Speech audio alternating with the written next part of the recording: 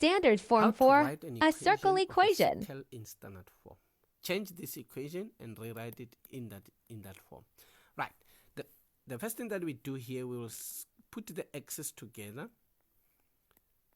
We put the x's together, and then we also put the y's together. And then we take any other number to the other side, which is not x or y. So in this case, 12 becomes negative 12 becomes 12. Right, now we are going to complete the square.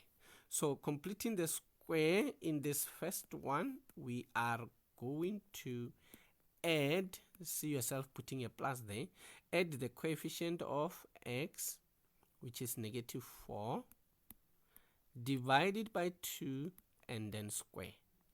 Right, if you didn't hear me well, I'm doing the same thing with the y's. So we add the coefficient of y, which is 6, divided by 2, and then square it. Right, so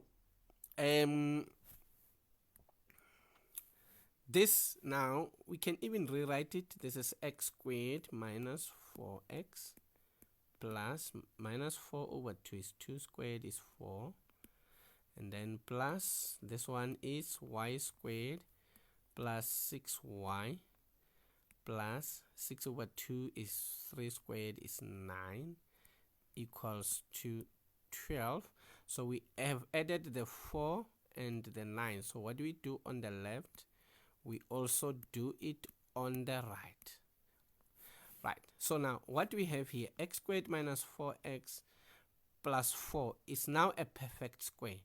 A perfect square means we can be able to get its square root without actually using a calculator or anything. So the square is fine. So this is the square root of x squared is x. We put the sign that is there, so which is minus. Then the square root of 4, it's a 2. So this is a repeated fraction, so we can even just say x minus 2 all squared.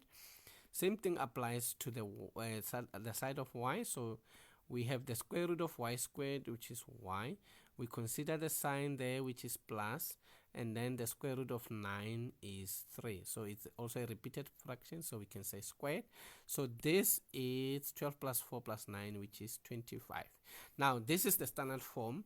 When it is in this standard form, we can be able to get the center, which is 2 and negative 3, and the radius we are able to say the square root of 25, which is 5.